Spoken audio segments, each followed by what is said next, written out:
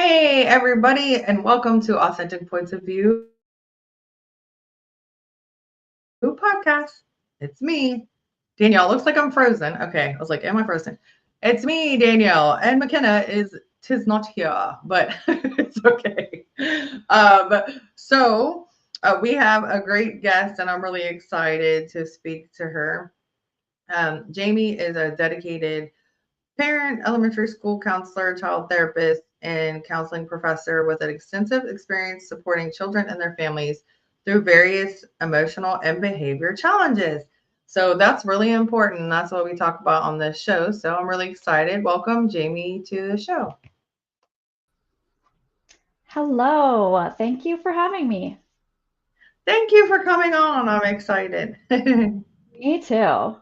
I don't right. mind talking about these topics anytime. I can't get enough time to talk about it. Oh, that's so awesome. I love that.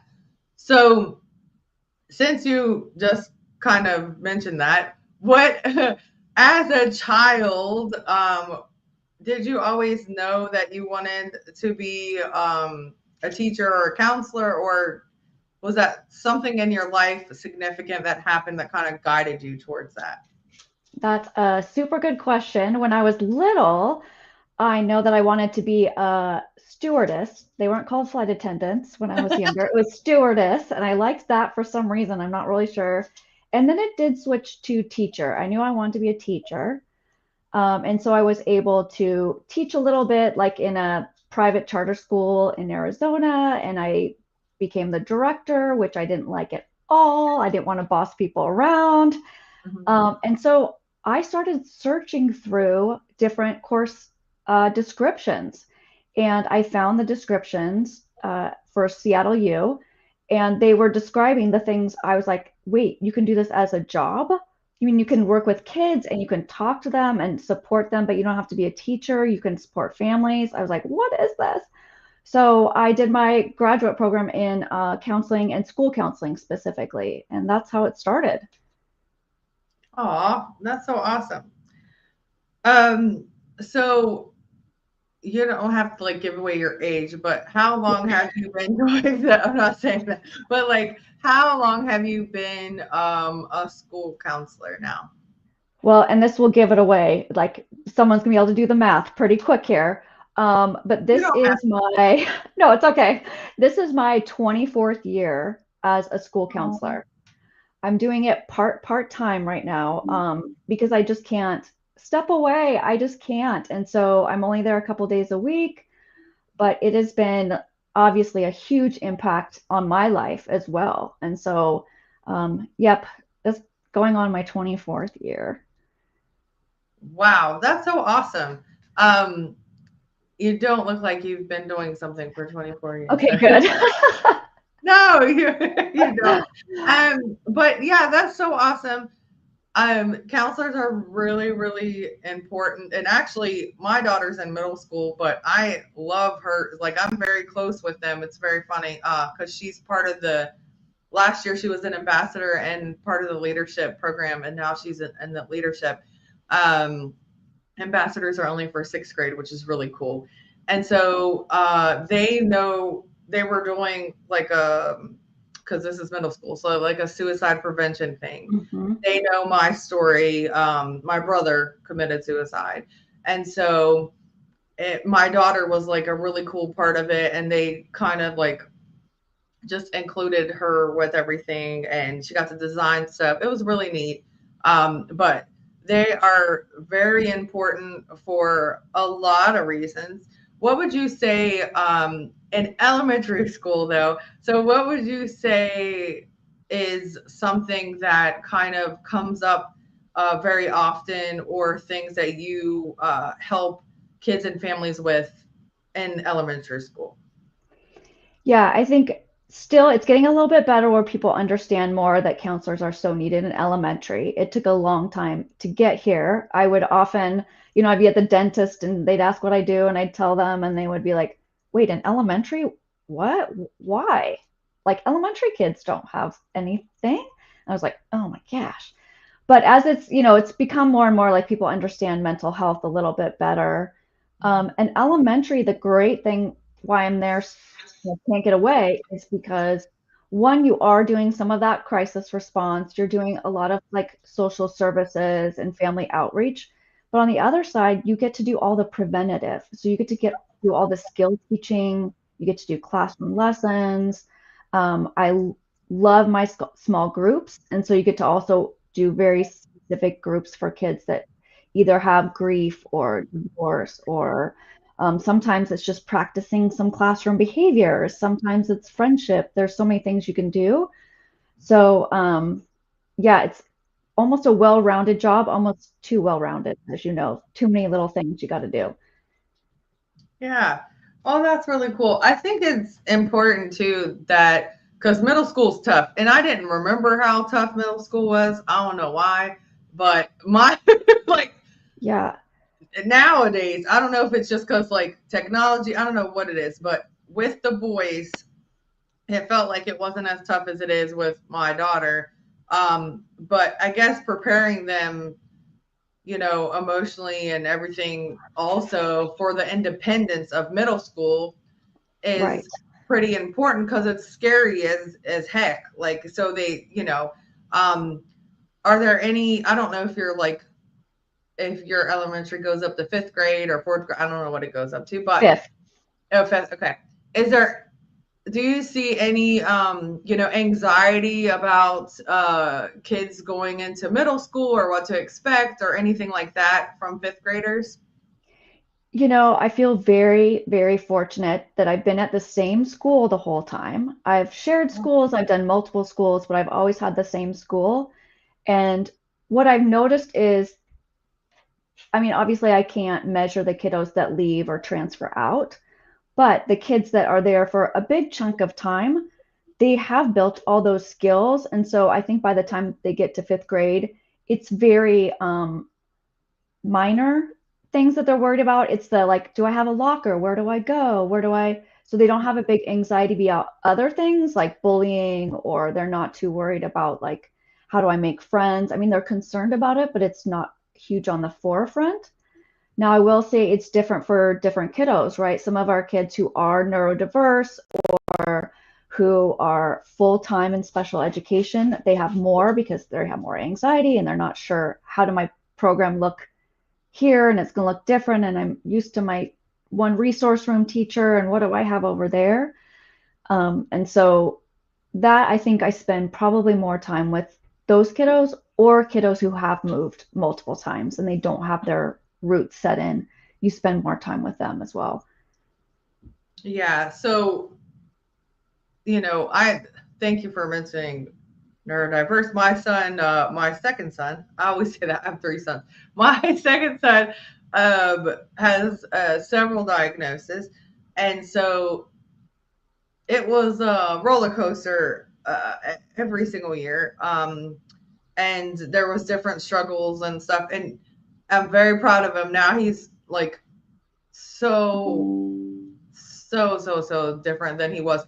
Middle school, high school was very, very tough in lots of reasons, but elementary school was tough for him because that's when we were fighting to get an IEP, and then he ended up getting held back, and I didn't know that lost your IEP because nobody helped me with that. So then he lost his IEP, and then we had to go through the whole process again.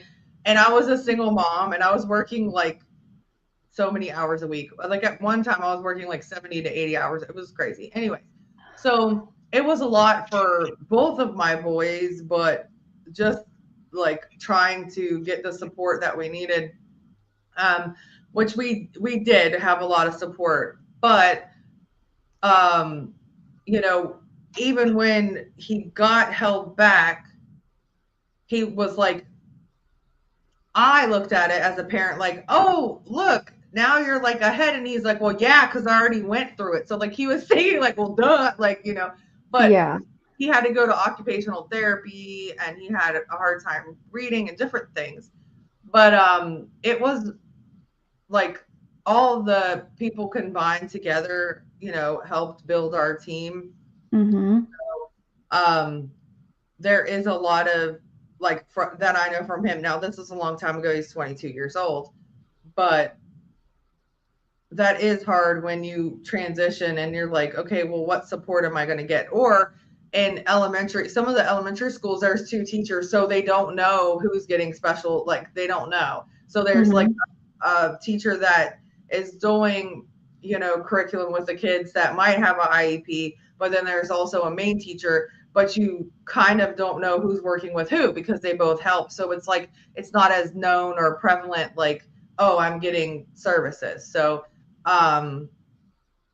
I don't understand. I'm like, I don't know my point, but but yeah, so that was kind of that was a like, I don't know. It was really hard for him, and trying to figure out what he needed and everything was also hard. Now we had outside, so he went to psychiatrist outside and a therapist outside, and Mhm. he had a case manager outside of the school system that was helpful too. And the case manager would come with me to like meetings and stuff.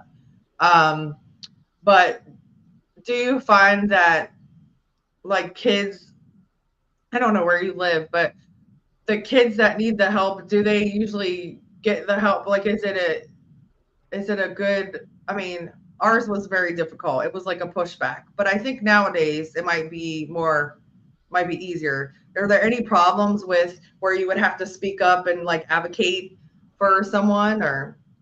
Yeah, when you were talking, I'm like, oh, it gives me shivers and goosebumps because that is something that I'm so passionate about. And it makes me a little sad that I am moving out of the school system. I have a private practice, so I'm slowly moving into just private practice, but those are still my clients, right? Those are the kids that I'm working with and helping parents. So kind of like that case manager, I'm saying, here's, make sure you ask these questions and you can get an IEP or ask this and this and this. But when I was in school full time, I mean, I was such a huge part of that, advocating for like the teacher and the kiddos and showing my observations. Here's what I've seen to validate what the teacher or the parent is saying, right? I'm another Mhm. person that can say, no, really, the teacher's doing all these interventions.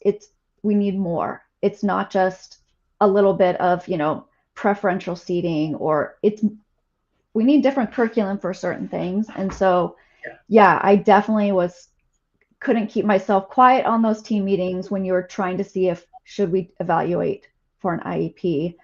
Um, and then once they had services, like you said, I definitely supported them in more like skill based and classroom lessons, things like that. But man, getting them the service, there's not pushback, but there's so much discussion. And where I'm at, I'm in Washington State. I'm on the east side of the mountains, and we're very diverse for multiple reasons. And so sometimes that makes it hard, right? Like you have to explain it's not because they speak two languages in the home.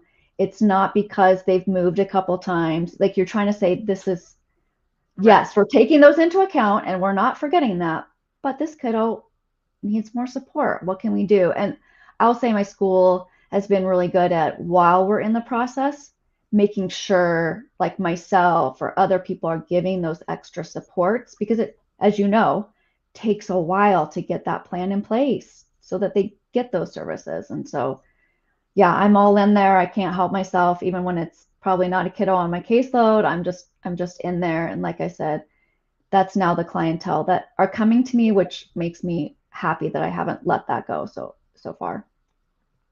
That's awesome. It's important for families and the kids to have that support because like if it wasn't for my case manager, I don't know what I would have done. She was like the dad or the other parent.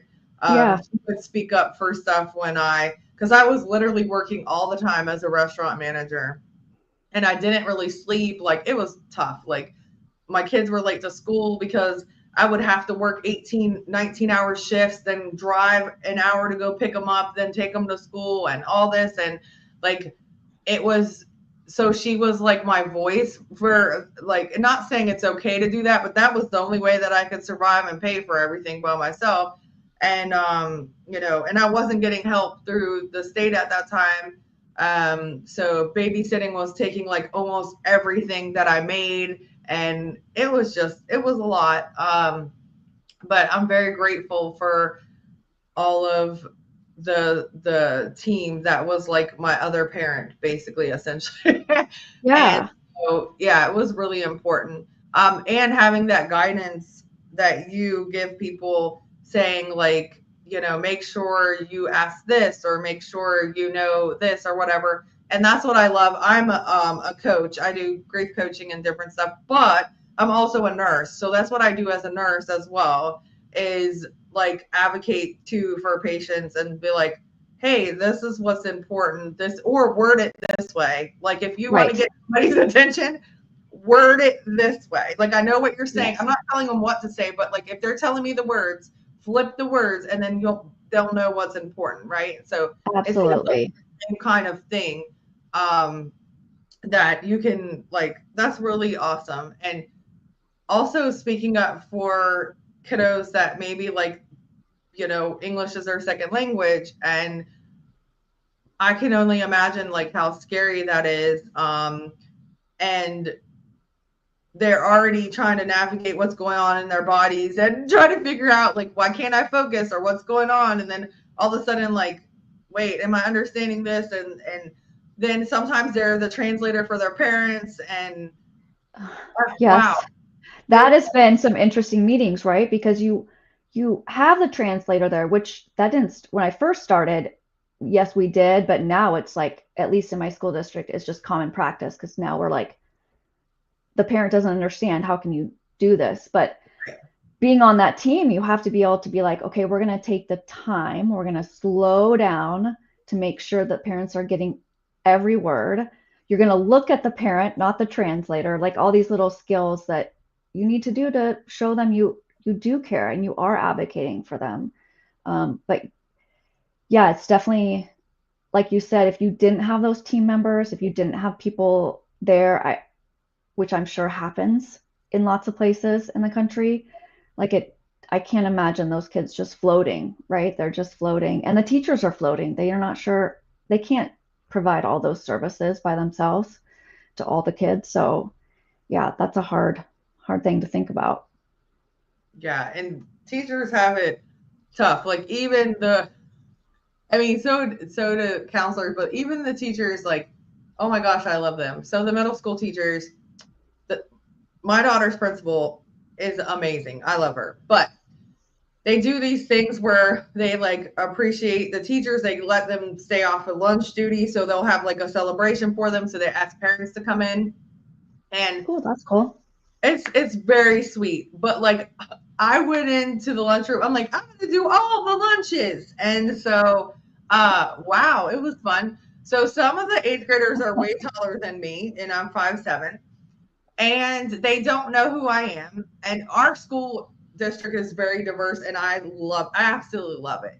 But they're looking at me like, who are you? Like, my daughter is also biracial, so like some people, it's not that she couldn't have a white mom, but some people are shocked when she does have a white mom. They're like, oh, hi.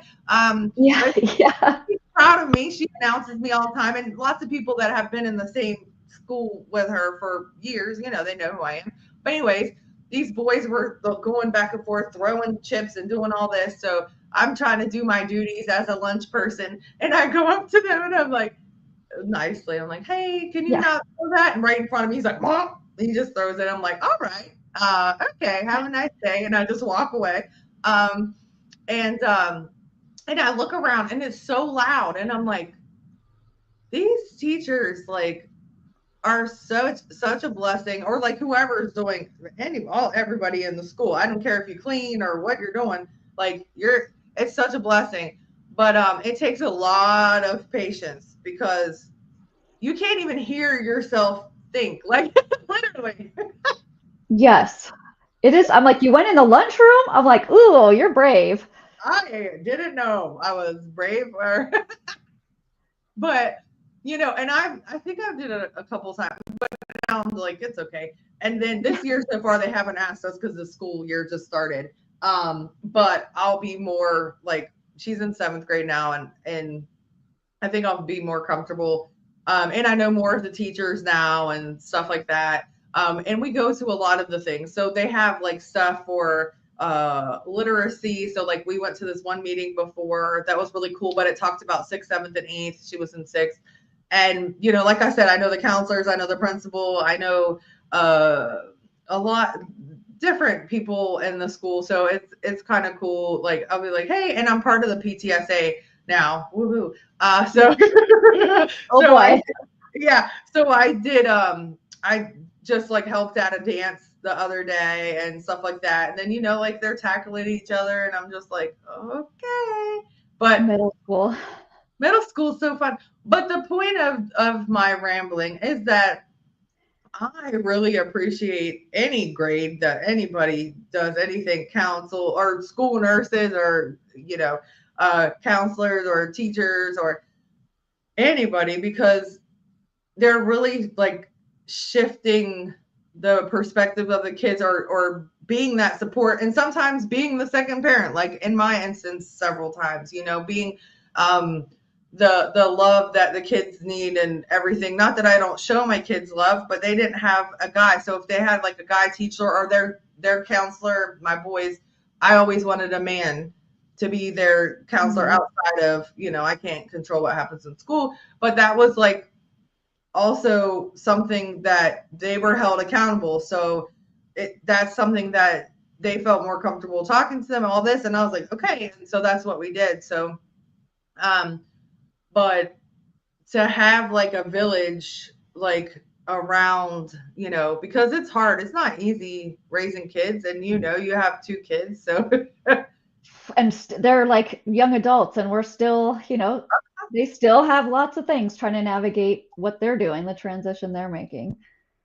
yeah. And figure out like who you are or what do you want to do with your life. And so, Yes. like, But I'll say, like, I've had a lot of interns, and that was one thing I said was, yes, we want to go, and you're making relationships with students. Yes, you're collaborating with teachers, but I would say, like, go out and talk to the paras, to the instructional assistants, like go in the lunchroom. Like, I, pride myself on the fact that I do talk to all those people because, like you said, they are having very important conversations with those kids. Like, the lunch lady would have those great conversations, especially kids, like, say they were on free lunch. She knew how to talk to them and make sure they had what they had, and they had the greatest conversations. And so when now I'm doing, I wrote some children's books on neurodiverse and being in this. I mean, it's all my experiences in school and what I saw.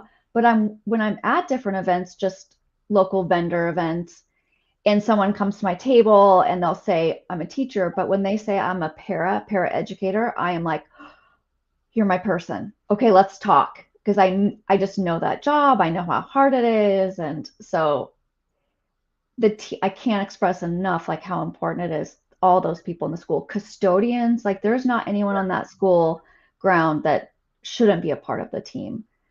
And most everybody's there because they love kids and they want to be there for kids. They could do those jobs somewhere else, but they chose to be around kiddos. So talk to them. They know things, right? And they want a little help from you too. They want a little, like, okay, they said this and I'm not sure, what do I do now? And you can kind of help them, like, okay, that's kind of a problem that maybe I can check in with them, but, or here's some things you can say. Um, they make your team bigger. Elementary, you have one counselor usually.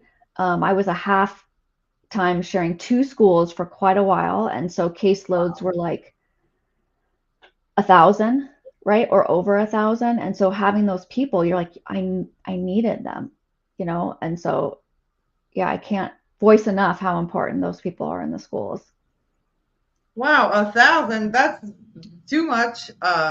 Too much for 2.5 days a week. And then you go to the other one. And it was just, yeah, Oh hurt your boy. head.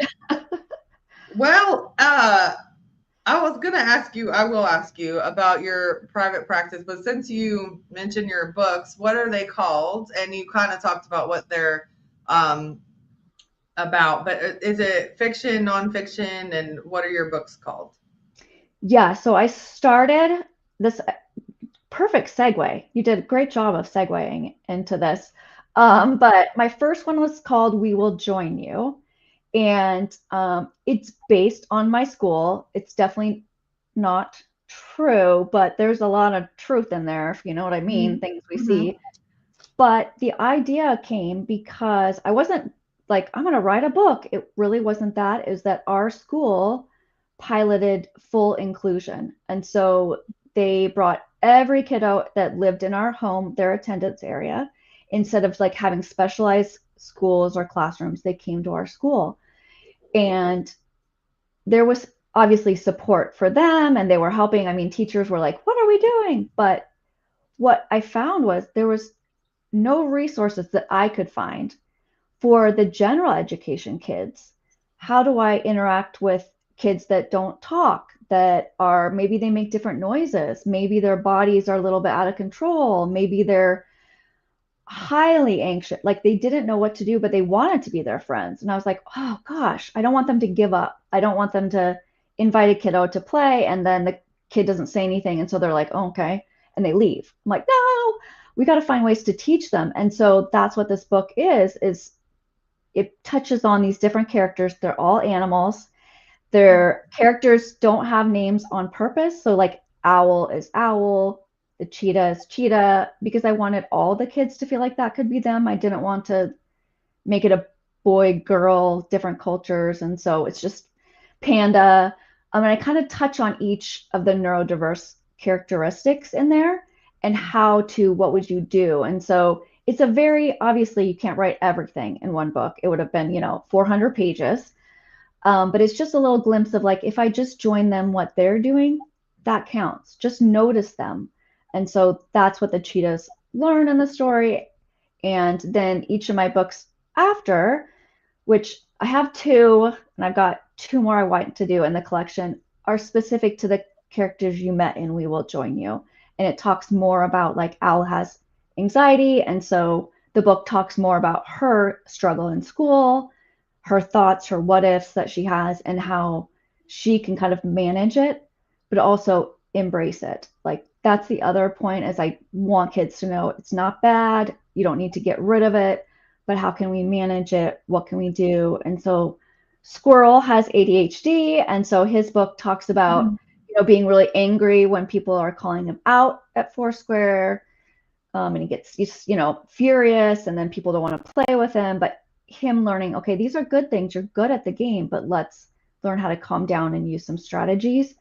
And they're definitely all my counseling strategies, in there. But hopefully, the illustrations are beautiful. I have an illustrator who's based out of Ukraine, and she's just been amazing. And so I've used them myself. I've gone to a couple different schools and taught some lessons to different assemblies. And thank goodness, as you know, kids will tell you if they don't like it. They'll be brutally honest if it's something they don't get or understand. And so far, so good. They've been excited and they participate, and it's been just super fun. Aw, that's awesome. So, I think that is really cool, and I love Squirrel having ADHD because that's what everybody always said to me. Squirrel, like, because Yes. I will start a conversation and I will never finish the conversation. I will go to 200 conversations and then maybe I come back to the end of the other conversation. But it's very funny. But now I am very vigilant. Like I already know that's what I do. So Right. I try my very best, like to, because I'm an adult, so it's harder in elementary school, of course. But Mm-hmm.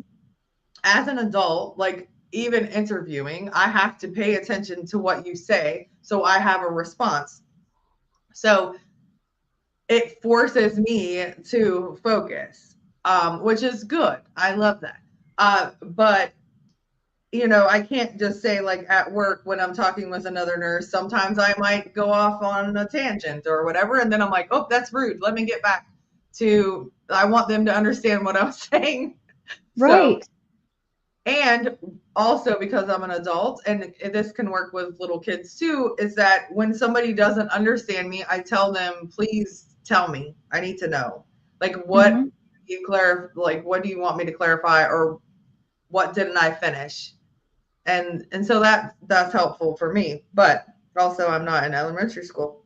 But so I think that's really cool. I wrote it's older. It's upper middle fiction in honor of my brother. And so it's really important for uh like my brother had severe OCD. Mm. So we talk about that, and then in the second one I think that I started it, but not really because I'm very busy. But somebody's going to get diagnosed with something else, and it's probably ADHD, one of the siblings. But this is my brother's head. Oh, awesome. That's amazing picture. Thank you. But anyway, so yeah, they talk about he has an occupational therapist and of course a counselor and all these things that my son had, but for different diagnosis. And it's really important for kids to know that, like, from yours, it's so cute because you're like, okay, well, this is what you can do to make them feel like, like you might not know what to do, especially if a kid is nonverbal, but just being beside them can make them feel comfort and like that they're not ostracized and that people don't think they're weird or whatever the case may be. Hmm. Yeah, I think the big thing, and I think that society is getting there, which is great, is that one, people figured out what was going on, right? Like now we know, oh, it could be ADHD, it could be ASD, like there could be, oh, maybe that's anxiety. Like at least people are open, they know that there's something. But also we're not trying to fix it. We're not trying to like, it's not a curing thing. It's not a we'll get rid of this. It's like you have done.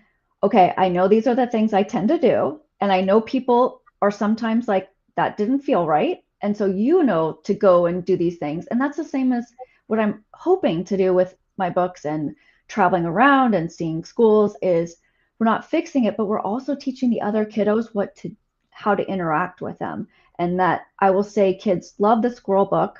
Of course they do, right? Mhm. But I ask them always, like, is Squirrel naughty? Is he bad? Like, why was he threw the ball? And the kids by the end, will, they're like, oh, no, no, he just wanted to play. He was frustrated. Yes. And so I hope that they realize that could be the case. It's not always, there's kids out there that are just frustrated and throw the ball and they need a moment, but they might learn the other side too. I'm hoping it's a two-sided, everyone's learning how to cope with this and use some strategies and have empathy. Like that is my company's name is Empowering Inc. And so my whole thing is I'm hoping that they have more empathy on both sides. Yeah, it is really important. And sometimes, kids are trying to get attention, or sometimes it is the diagnosis. And so there's a kid, I think it was fourth or fifth grade. Sometimes the boys, it's the boys. Yeah. That's who my daughter would tell on. I'm like, okay. So there's this I love him. That's my buddy. But this little boy, and they were at choir, and he's all over the place, and it reminds me of my son. And now again, my son is 10 years older than my daughter, so he's grown at this point. And I'm just like watching him, and he's all over the place. And then his dad is mad at him because he couldn't find him. So I was trying to keep track of him. Of like, please don't run away from the group. Um, and it, sometimes annoys my daughter, and I'm like, I think there's something more going on. And I didn't say Mm-hmm. like, I can't diagnose people with stuff, but I'm like, there might be something more going on, and not excusing like, because if he Right. hits you with the pencil and it can hurt you, yeah, that's still not okay. But Mm-hmm. I don't think it's just because he's being mean or whatever. Maybe he's just being impulsive or something. And then, but I Right. tried to get her to see that from a different perspective of maybe something else is going on. Maybe they have a diagnosis, or maybe their home life is not great right now, or, Right. something like that. And so, um, she does way better with it. She has a friend who lost his mom, which is very sad. And sometimes he'll bark like a dog or something.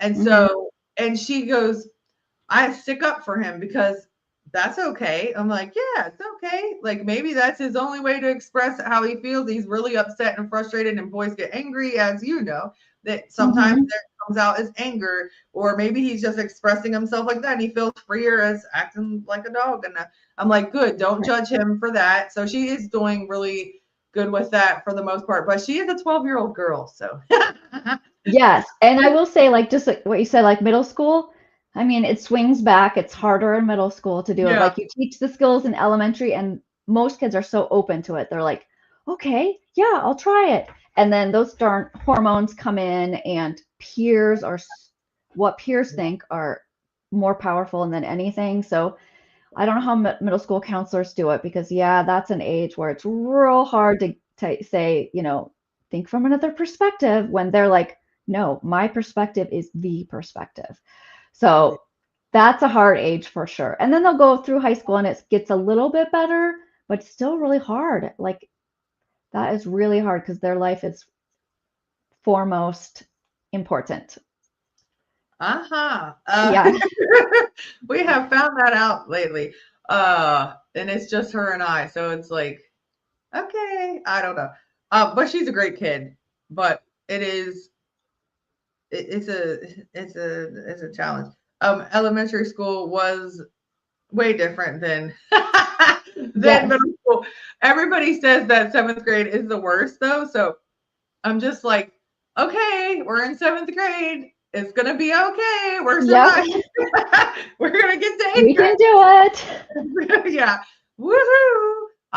And that's the thing, like I said, like, and I encourage people to, um, even if it is a private practice, therapist or counselor or the school one, get to know them because they're important. And if the kids feel like they can trust them and then they can trust you, like they'll come to you about stuff maybe, or maybe they're only coming to them. And so not that they're going to share all their secrets, but also if there's Right. like a trust between you and them, then they might say, hey, I feel like there's a change. I don't know what's going on. And then you might be Mhm. more aware of things because even in elementary, it's sad. They have a lot of thoughts of stuff or not being good enough or whatever sometimes. And Mhm.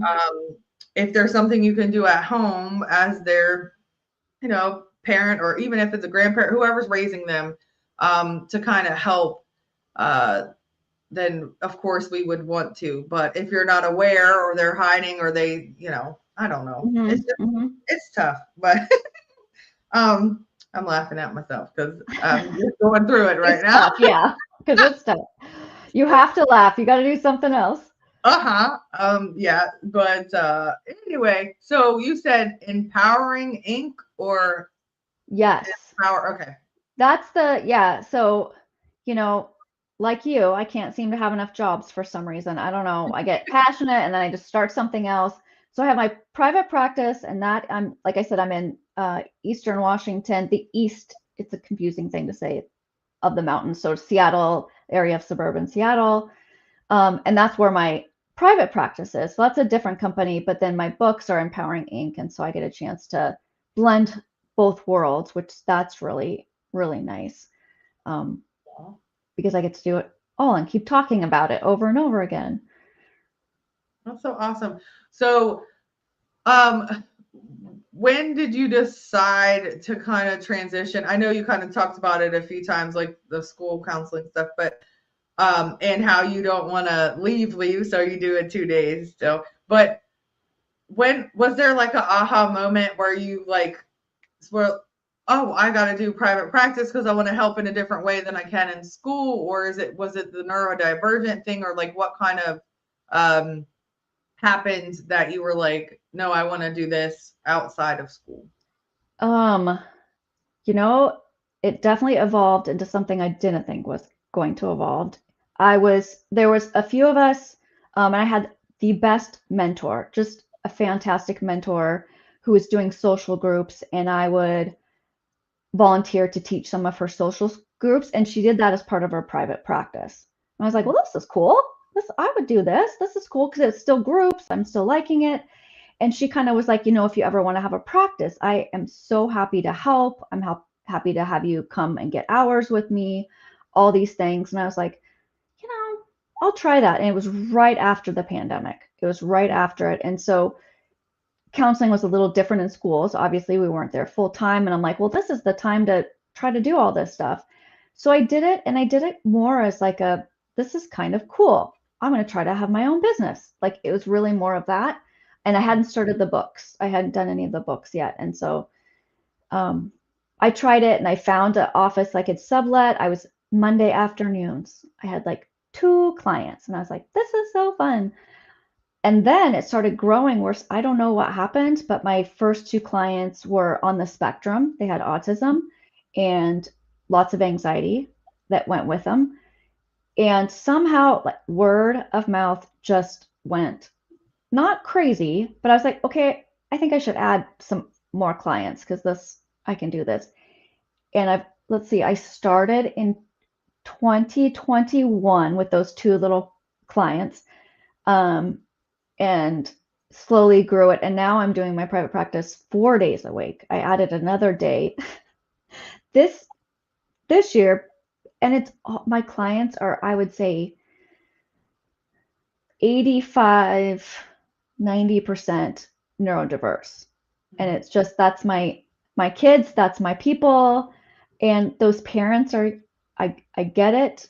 My daughter is also neurodiverse, so I get it. It doesn't, you can't cookie cut anything. You can't do it from the same sibling. You can't, nothing's working. And I see kids from kindergarten all the way up to young adults. So, you know, like you said, it's the relationship with the older kids.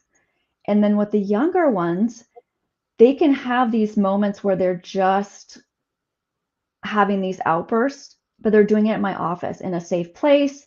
Parents are so trusting.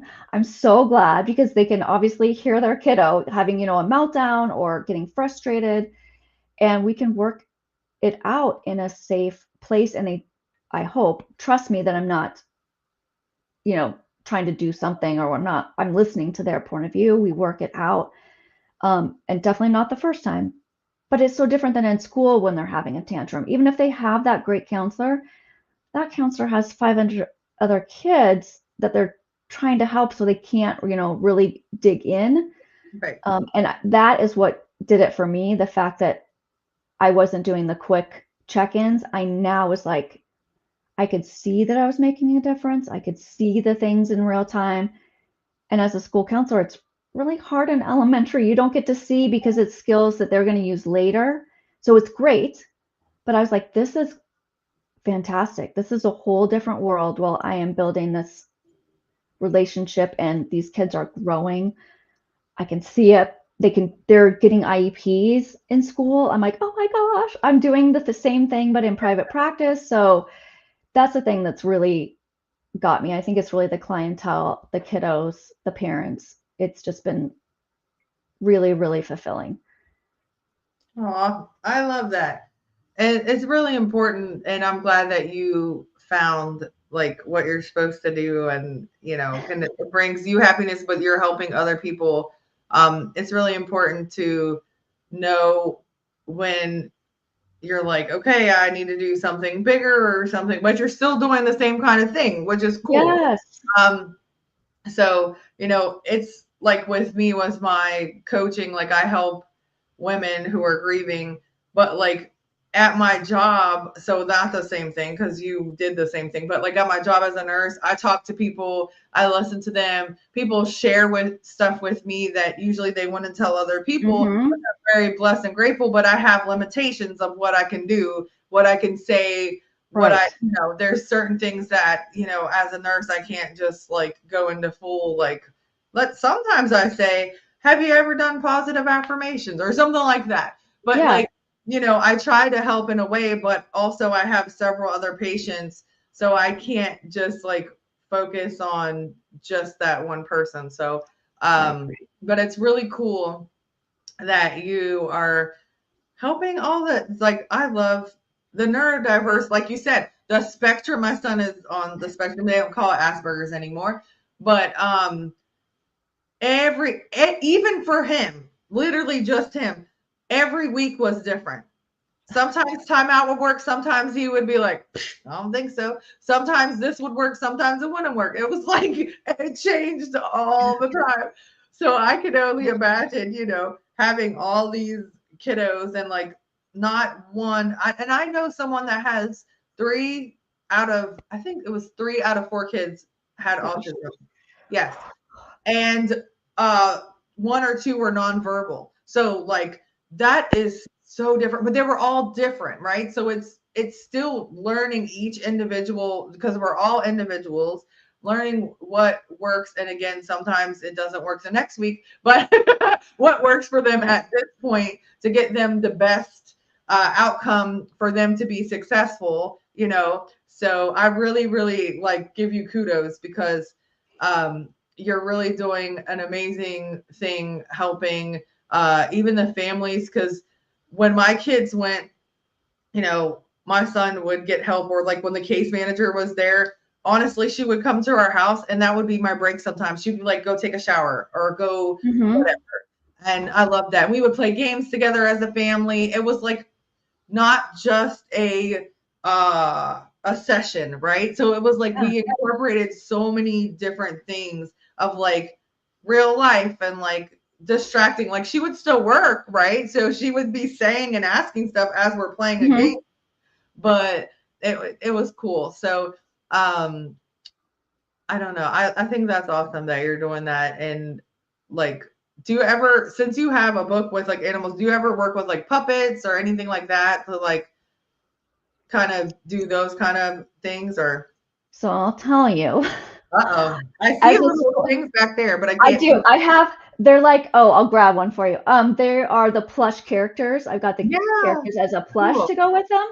But I'll say like, and I've done school counseling a long time, and some of them just love those puppets.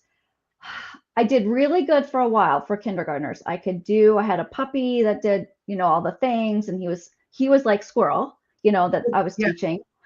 But man, I am not a puppet person. I cannot. It's so hard. Because I feel like kids are, man, they know when you're not fully committed to that puppet. And so I knew they would see through it. So I do have the plush. They sit with me. And I read the story when I do the lessons, and we do a big interactive lesson. Even in assemblies, I'll have the kids be the characters. They get to walk through it, because it's not my thing. I don't know what it is about puppets, but yeah, but I will say they love the plush. And I don't know if you can see on that bottom shelf, I even have a little girl and a little boy, because I've got a story about anxiety. And so anxious Alex is strong, and then Amari. So it's similar stories, but for a boy and a girl, different cultures, different races. And the idea still is like, you can be strong and have anxiety. You can do these things. It's going to take more work. It's going to, some self-talk and some encouragement, but you can do it. And that's really based on my daughter for sure. And she knows that came from her and me having to say, you can do it. It's scary. It feels yucky, but you're going to be so happy afterwards. You got this. Which, as a parent, it's not easy to push them to do those things when they're like upset and crying and all the things. But yeah, that was kind of a tangent to your puppet question, but that's okay. I love it. I fit right in with that. It makes sense to me. I'm sure the audience is so used to. They've got to be so used to how I am. But yeah, that makes a lot of sense. That's cool.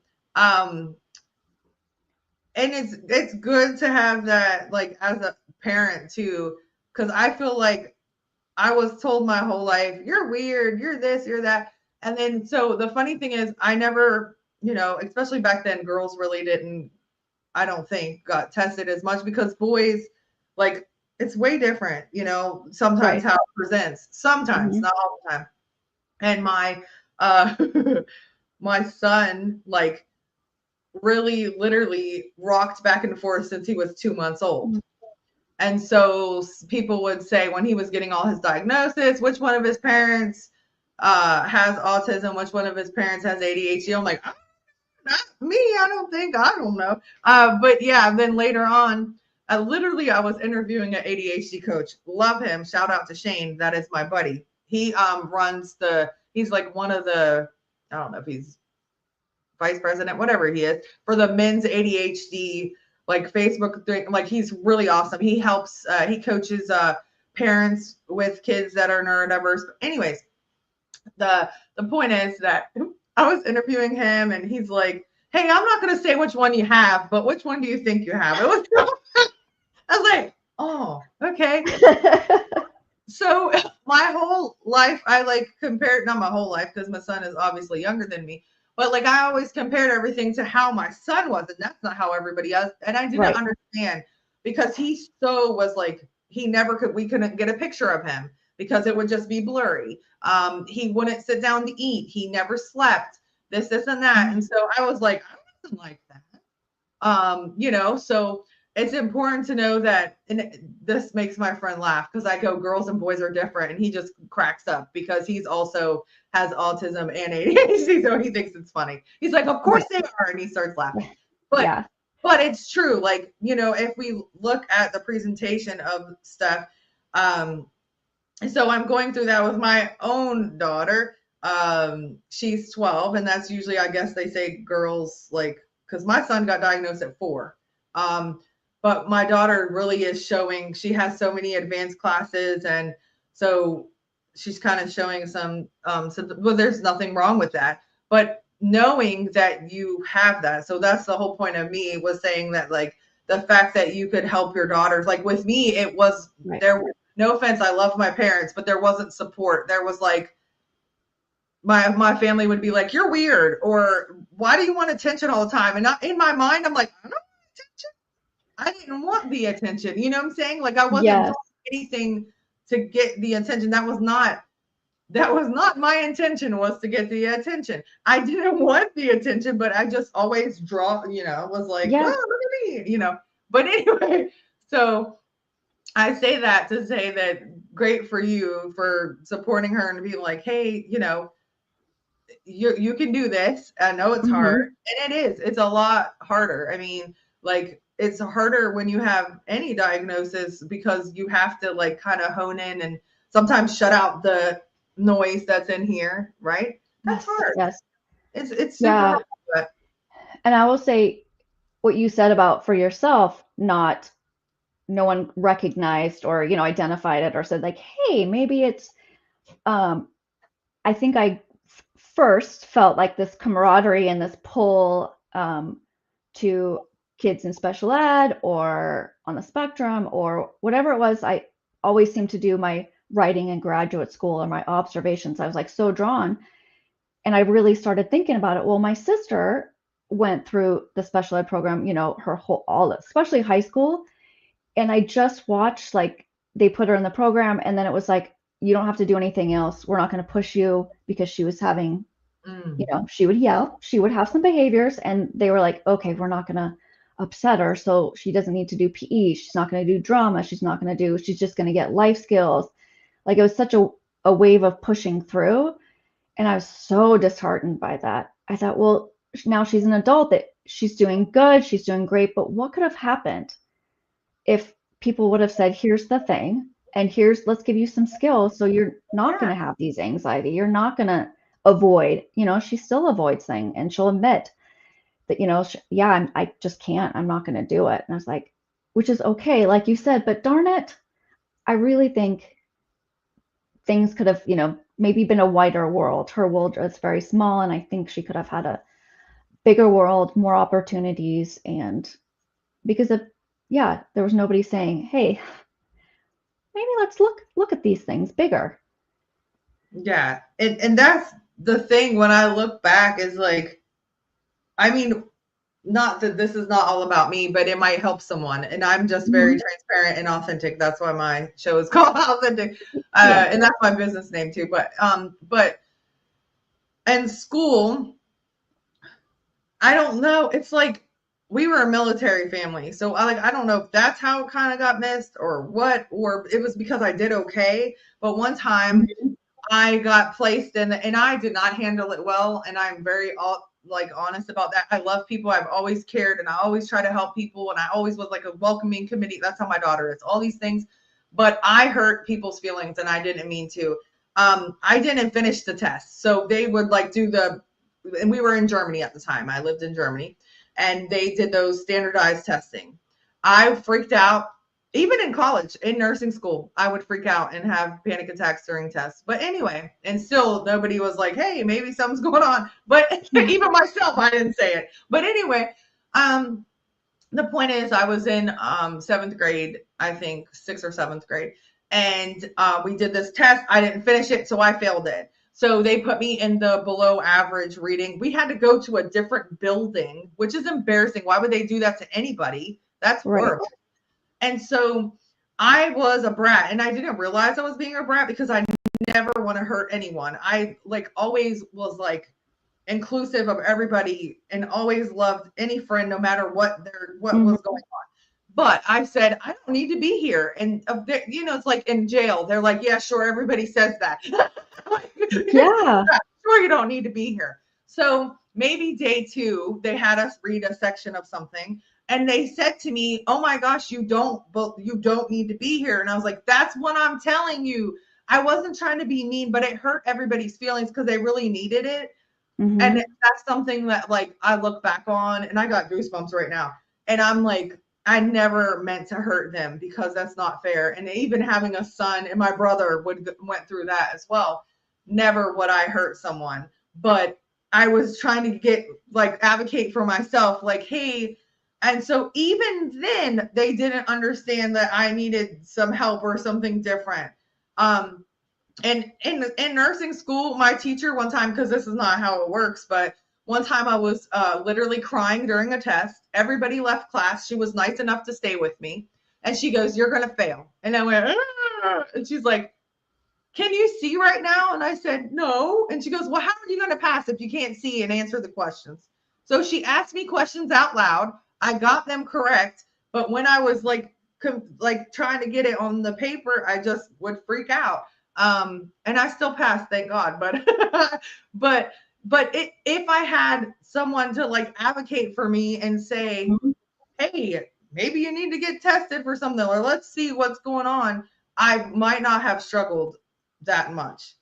But for sure, I will say the struggle did help me now in life later on, because now I can advocate more for, you know, my own kids or whatever, or I can like speak up for other people. And then I say, oh, okay, well, don't do it that way, you know? So yeah, it's like one way or the other. Sorry, I talked so much about myself, but no, that's okay. Back to you. Now, where can we find you? What is your, like, are your books available on Amazon or your website, or where can we find you? Yes, thank you for asking. So my website for all my books is my name. So it's just JaymeBranagh.com. I'm on Instagram. Follow me there. I have lots of, you know, things. I'm on TikTok, but not very much because that's a lot of work, by the way, those TikTok people. I'm on Facebook, but my books are also available on Amazon, Barnes and Noble. And I'm happy to book schools. So if people are like, you know, our school would love to have something like this, we're really struggling with this, or I think it would be a great thing for you to come and do it, I'm happy to travel. I'm going to Mississippi at the end of the month to present. We'll see how that goes. I don't know. I'm just going to give it a go, right? Like they need things, you know, further away from me. So I'm excited to travel and be there. But yeah, please check out books. Teachers love them. Counselors love them. I'm trying to get in more libraries, but I've had a lot of good feedback. So, and if you get it, leave a review and tell me what you think, because that helps me as well. Because like I said, I'm still got a couple more books to go. So like you, I'm kind of stuck, like, oh, I got to keep going, but just doing so many things and having so much fun. Mm-hmm. I understand how that is. I'm doing a lot of things too. There's a lot. I think I want to write like 7, but not all in the same series. I think in mine's called Inside CJ's Mind. I think in that one, I'm going to maybe do 3 or 4. The second one I already started, which is hilarious. I have like one page, but then I also like I do women's coaching. So like I have one that I started on helping women kind of regain themselves, like figure out who they are. And my new program is like live again after loss. So I help women live again after loss. So that's really important. So I'm like, I'm torn. Like, do I keep trying to write the children's one right now? Or like, which is the second book of mine, or do I write the women's one? I'm like, oh, so That is, I understand where you're coming from. It's so hard to decide. I've written my draft for the one for the character who it's Beaver, who's on the spectrum, and I've got Oh, my draft. I know this is what I should go with, but just like what you said, kids on the spectrum, it's so different. So I had to right. pick one kind of kiddo who struggles with one kind of thing, and Yeah. I'm just so stuck in this. I'm like, but it could also look like this, and it could look like this. So I think I need to let it go, sit with what it is, and know that Beaver can come back in other stories, and so I can show other things that would be helpful to him. So I just gotta, like you, pick it and stick with it. Yeah. So yes, that's so awesome. I think whatever you have is perfect, and going back and forth trying to debate, like I'm sure you'll help so many people with whatever you already have. I So I hope so. you will. Thank you everybody for watching, and stay on for 1 second when we end. Jayme, I want to tell you something. And everybody, I have an announcement which I wanted McKenna to be here for. So it's kind of a sad announcement, but it's okay. Hmm. As of next week, this will be our last episode for until January. I debated back and forth. I was going to stop just for October, but I, like, again, as Jayme and I are talking about, have a very busy life. And so it's very hard to keep up with everything. So thank you, everybody that's watched. Please tune in next week and join the next guest. And McKenna, I told her she's going to be here for at least that one, I hope, because it's the last one for a while. But Yeah. thank you so much. Thank you, Jayme, for coming. You're so awesome. I'm so glad that I got to talk to you. You have such great insight, and you're so smart and awesome at what you do. So thank you so much Thank for helping you. the audience. You're welcome. Everybody have a great day, and we'll see you next week. Bye.